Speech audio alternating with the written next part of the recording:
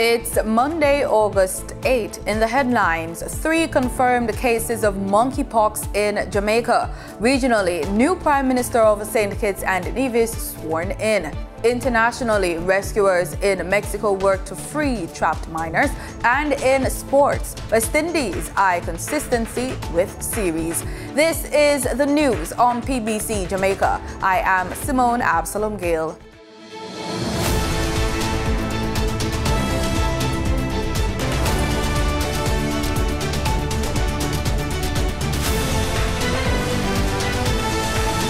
There are now 3 confirmed cases of monkeypox in Jamaica, one of which was locally transmitted, while the other 2 are classified as imported. Here's more in this report.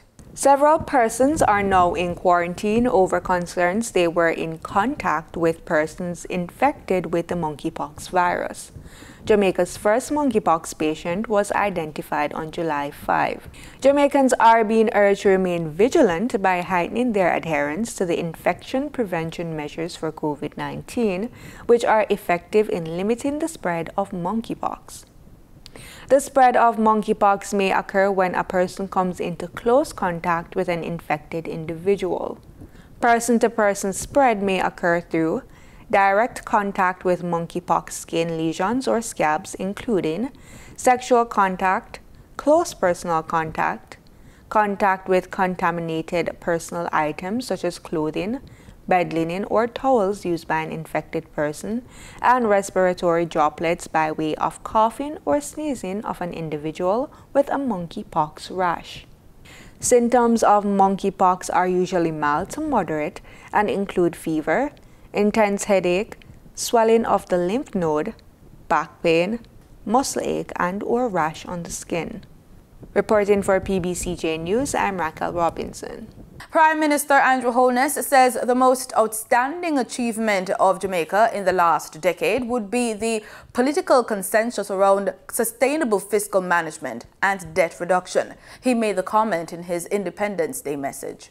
This achievement started in 2010 with the Fiscal Responsibility Framework, enshrined in law with the Fiscal Rules Amendments in 2014 to the FAA and PBMA Acts. The fiscal rules essentially bind the government by law to arrange revenues and expenditures to bring down and maintain the national debt at no more than 60% of GDP.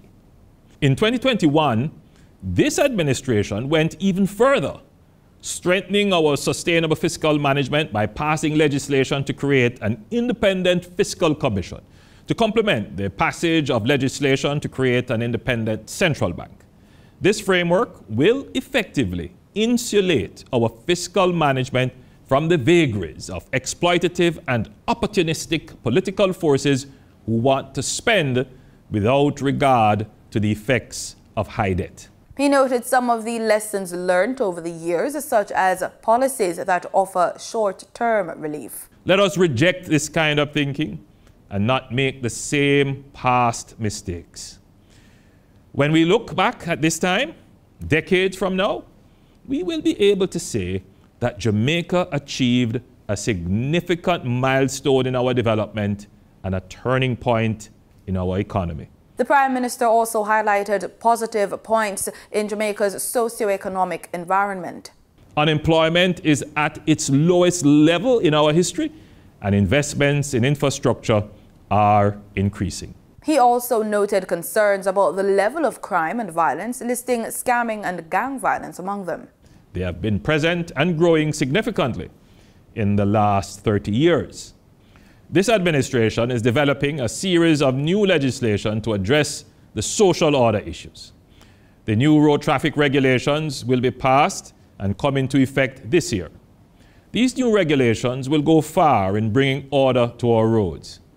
The new scheme for effectively dealing with the proliferation, trade, and use of firearms is now in Parliament and will come into effect this year. This new legislation will change the risk-reward factor by significantly increasing the penalty for possession and use of illegal firearms. We will have a slate of new protections for our people, starting with a new Bail Act, an Enhanced Security Measures Act, and a revised Zone of Special Operations Act.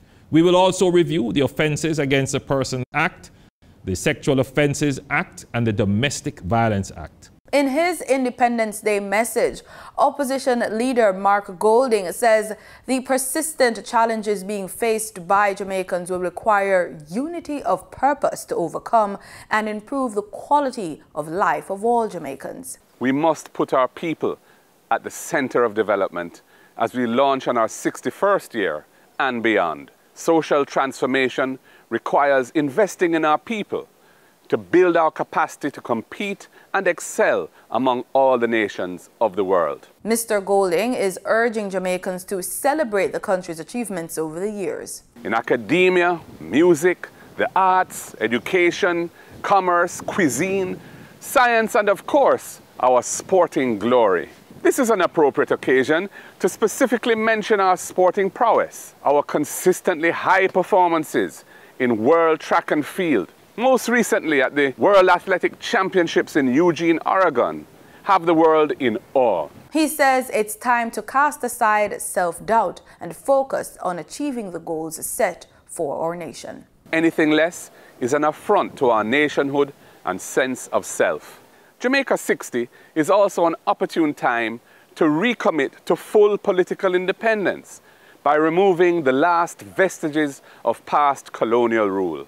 It is time to come together to achieve the constitutional reform required to have a Jamaican as our head of state. The opposition continues to be willing and ready to work with the government to finalize the required legislation.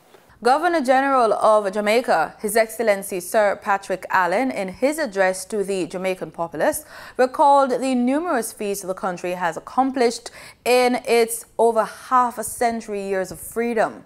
In reflecting on our 6 decades of self-governance and national development, we have many achievements in our short history of which we should be proud.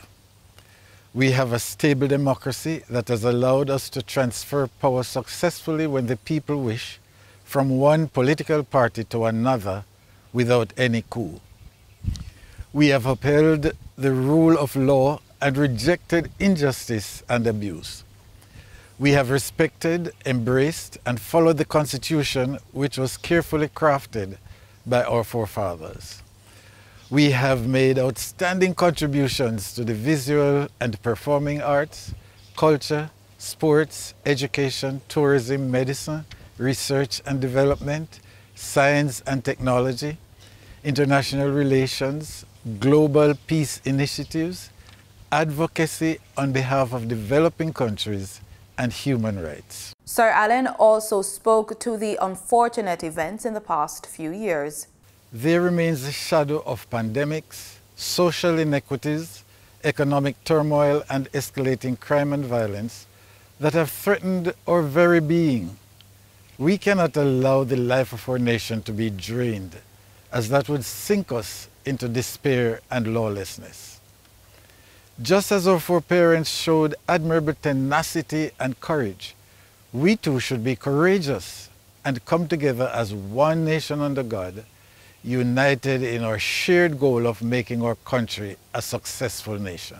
For your information, today, August 8, is a normal working day. The advisory comes from the Ministry of Labour and Social Security following speculation in the public sphere that this should be the opposite. The ministry says Section 2 of the Holidays Public General Act and the schedule to said act provide that Independence Day shall be celebrated on the 6th day of August. However, where August 6 falls on a Sunday, Independence Day is to be observed on the following Monday. This year, August 6 falls on a Saturday.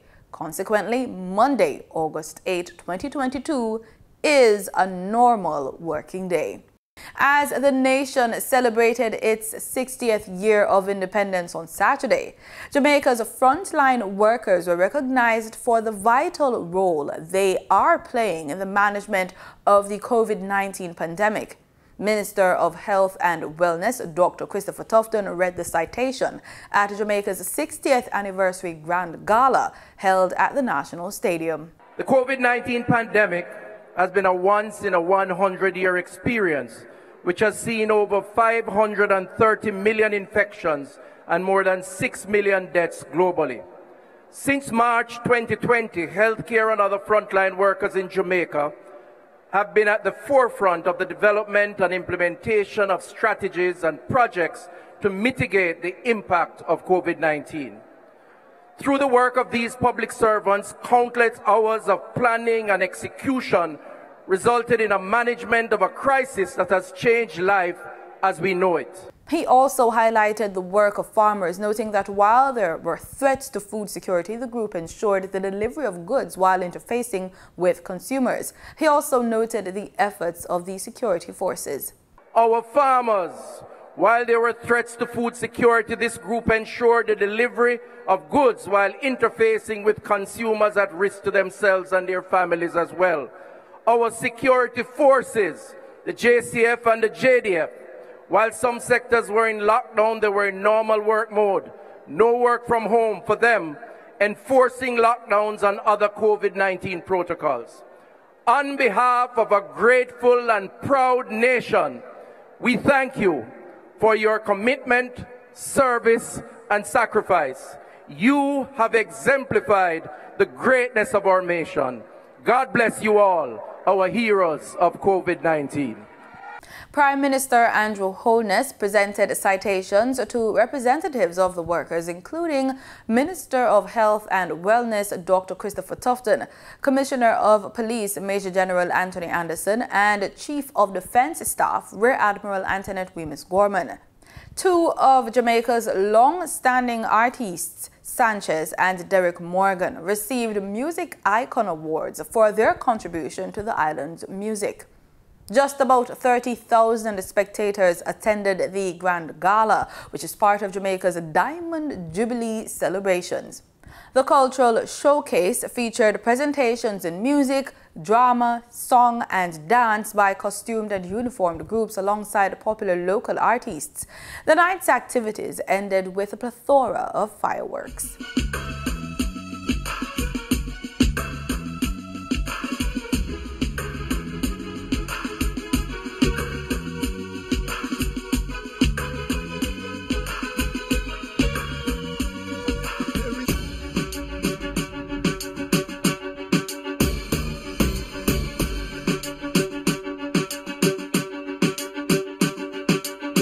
Time now for the business report with Danita Rodney.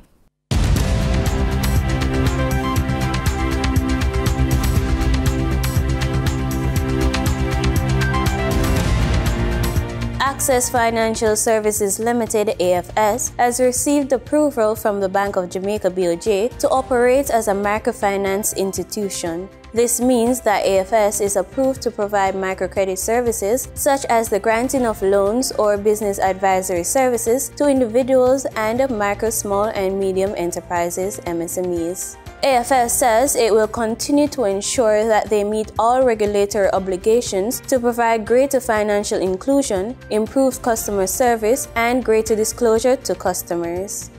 Now for your market updates. In foreign exchange trading for Friday, August 5, the US dollar sold for an average of $153.70. The Canadian dollar ended trading at $119.14. The pound sterling traded for $184.27, and the euro sold for an average of $156.81. The following reflects the movement of the JSE indices in Friday's trading session. The JSE index advanced by 3,601 points to close at over 300,000 units. The junior market index declined by 24 points to close at over 4,000 units. The combined market index advanced by 3,142 points to close at over 300,000 units. And the All-Jamaican Composite Index advanced by 2,681 points to close at over 400,000 units. Overall market activity resulted from trading in 125 stocks, of which 34 advanced, 47 declined, and 44 traded firm. Stocks advanced for 138 Student Living Jamaica Limited, 1834 Investments Limited, and Barito Investments Limited. Stocks declined for Access Financial Services Limited, AMG Packaging and Paper Company Limited, and Berger Paints Jamaica Limited. Trading firm were Community and Workers of Jamaica CCU Deferred Share, EPI 7.50% Preference Shares due 2024, and First Rock Real Estate Investments Limited USD. The following companies represent overall volume leaders: SSL Venture Capital Jamaica Limited with over 31 million units, Mayberry Investments Limited, and Wigton Wind Farm Limited ordinary shares with over 6 million units. In regional stocks, in Trinidad and Tobago, Clico Investment Fund was the only active security posting over 1,000 shares. On the Barbados Stock Exchange, Government of Barbados Bond Series B was the sole security trading over 500,000 shares. In regional business, steps taken by Guyana has shown that the country is managing its oil resources. More from Newsroom Guyana. I think Guyana has taken very diligent steps, as well as Exxon, to avoid the problems of the 20th century. And really, Guyana could be the test case for the 21st century when it comes to making sure that the resource is actually benefiting the owners of this resource, which are, of course, the Guyanese people. We've seen that Guyana has implemented several governance mechanisms and institutions in recent years, which we believe are steps in the right direction. Of course, maybe the first and most important aspect is being able to achieve a democratic transfer of power between governments. Since then, what we've seen is more steps in the right direction, including the creation of the Sovereign Wealth Fund, which was created in 2019, the Natural Resource Fund Act of 2019 and 2021 there in the legislation box. And then, as Tim alluded to earlier, the Local Content Act of 2021, which is imperative for the people of Guyana and business community of Guyana to be able to participate in the extraction of this resource. In market data for oil prices hovered near multi-month lows as lingering worries about demand weakening outweighed some positive economic data from China and the United States. Brent crude futures were down 55 cents at $94.37, and West Texas Intermediate crude was at $88.25 a barrel, down 76 cents. And that was the business report on PBCJ. I'm Denida Rodney. In regional news, we start in Antigua. Though there is not yet any reported case of the virus, Minister of Health Molwyn Joseph says the country is ready for monkeypox. Health Minister Honorable Molwyn Joseph says a facility has been earmarked for isolation of any cases of the virus. If ever you can see the wisdom of the government and the effective planning of the government, is having the IDC now, we have a threat of monkeypox, because it's the perfect isolation area for monkeypox. He says the country is ready. The facility is there. I'm personally going to see what condition it's in, but basically it should not be any problem except probably for cleaning. The health minister is pleased there's an isolation facility for anyone who contracts the virus, so they do not infect those at home. So this is why we built it. And it will be it is monkeypox today, it will be something tomorrow. So the IDC is a good decision of the government, a standalone facility to deal with infectious diseases and viruses. He's also pleased that testing for monkeypox has begun in country. Yes, we have developed the capacity. I think we started last week. So we do not have to send samples to CARFA anymore. He says the capacity of the country's laboratories will continue to be expanded to be in a position to investigate any viral or other infection. Sherilyn Beezer reporting for ABS News. On Saturday, August 6, 2022, leader of the St. Kitts and Nevis Labour Party, Dr. Terence Drew, was sworn in as the country's fourth Prime Minister. Dr. Terence Michael Drew is St. Kitts and Nevis's new Prime Minister. The leader of the St. Kitts Nevis Labour Party was sworn in as the Federation's fourth Prime Minister on Saturday evening at a brief swearing-in ceremony at Government House, in the presence of his party colleagues who were also elected to the National Assembly, members of his family, and other well-wishers.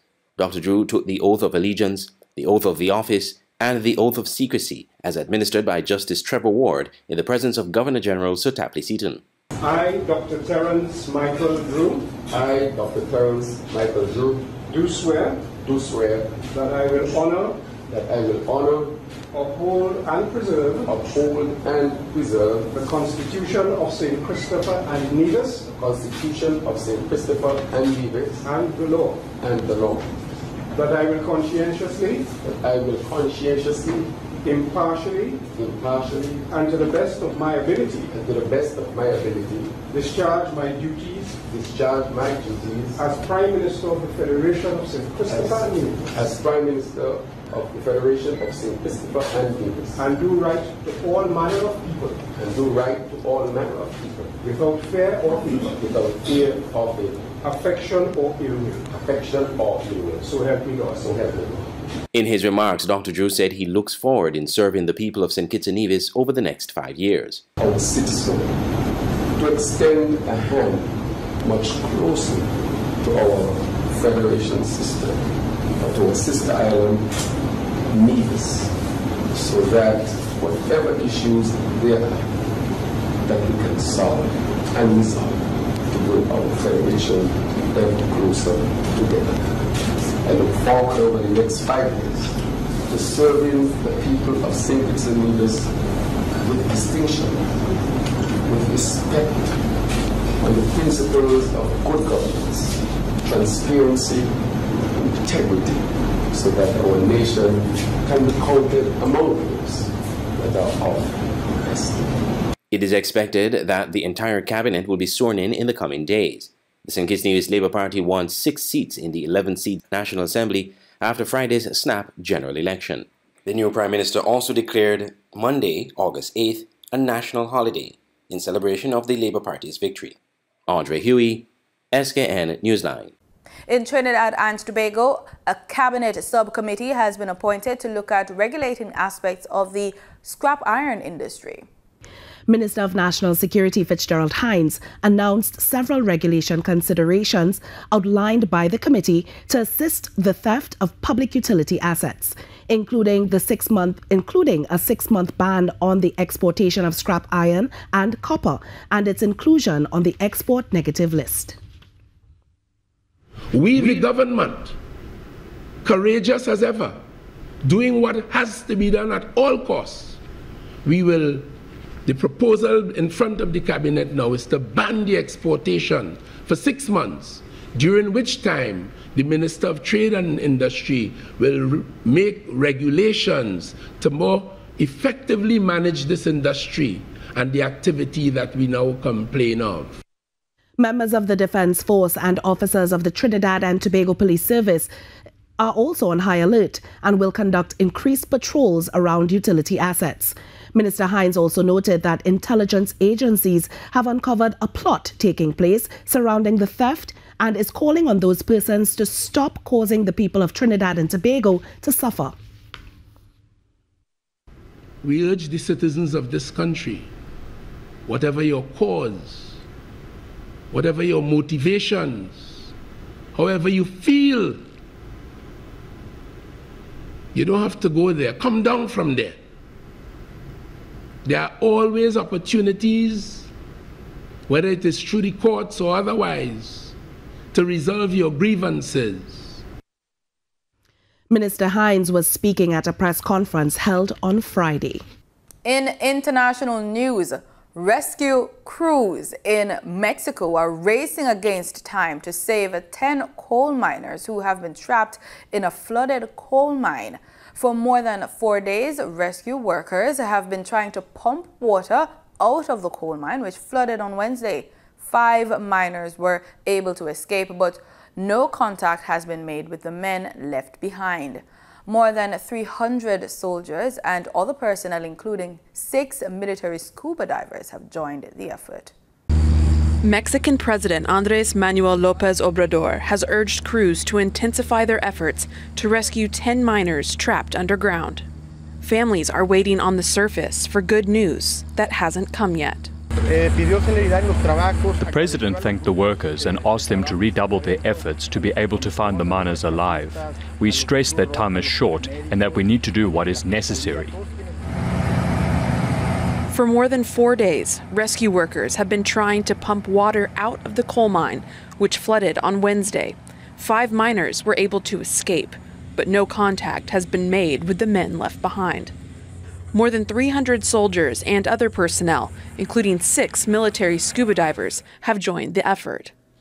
For those above ground, the only thing to do is pray. We trust in God's mercy and we believe in miracles, and these families have faith. Prayer is the only thing that strengthens us in these times of distress.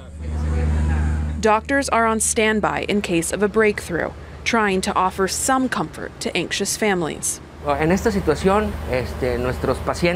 situation, our patients sometimes don't need medication so much. What they often need is for you to come in, tap them on the shoulder and motivate them, to give them a bit of reassurance in the midst of all the uncertainty they're dealing with.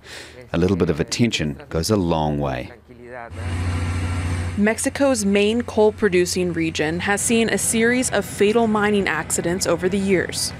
The worst was in 2006, killing 65 people. Only 2 of the bodies were retrieved. There is still a chance for these 10 miners, but with every hour that passes, hopes of finding them alive are fading. Leah Harding, Al Jazeera. In sports, this weekend's 2 matches between West Indies and India will make it only 12 matches played between full members in Florida. For the 2 teams, these matches could well be the last look they get before they name their squads for the T20 World Cup in Australia. According to Nicholas Paran, they want more consistency and team performance to taste success. What areas of improvement is needed for West Indies to bounce back? We just need to continue doing what we have been doing in the first couple of games, to be honest, and finding ways to win, and just understanding when we are in those moments, just fight it out a bit more, especially with the bat and the ball. I think we have been moving forward, but unfortunately, we haven't been consistent in terms of wins. But that's fine. We're not really studying that, but we are studying our process, and it's going really nice for us. In terms of clicking with the bat and ball, we haven't seen collective efforts consistently from the West Indies. How do we solve that? Again, the more games we play as a unit, it's obviously going to get better. You see Kyle is scoring half centuries, King is scoring half centuries. I make some runs sometimes as well. But everyone is playing a role on the team, and it's not about individuals, it's about everyone just doing exactly what the team is required in that moment. And I think we have been doing that. Again, unfortunately, we haven't been getting the wins, but winning and losing is contagious, and we know as a team we are doing a lot of right things. So hopefully, eventually, we're gonna start to win games, and it'll be different questions from you. You mentioned King and Mayers, who both seem in fairly good form. Can we say that they're now a certainty as openers for the T20 World Cup, or do you still want to look at more options ahead of the World Cup? I would love Brandon and Mayers to be our openers. They have been batting well individually and together. I think they have been fantastic for West Indies so far. I would love to see both of them opening the World Cup as well. They actually deserve it, and showing that they're coming out here and actually putting in the hard work, and I'm happy that they're reaping the rewards now. So let's hope that happens as well, and things stay in their favor. Jamaica's Sunshine Girls stumbled at the final hurdle in their quest for Commonwealth Games gold, slipping to a 55-51 defeat to world number 1's Australia on Sunday. The previously unbeaten Sunshine Girls, who only last week defeated Australia in a group stage game, found themselves down 12-14 at the end of the first quarter, but outscored their rivals 17-15 in the second quarter to produce a deadlock at half-time. However, things fell apart for the girls, down 45-39 at the start of the final quarter. Jamaica threw everything at the Aussies, but the deficit proved too much to make up in the end. And that's it for the news on PBCJ. You can follow us on our social media platforms at PBCJamaica. Thanks for watching.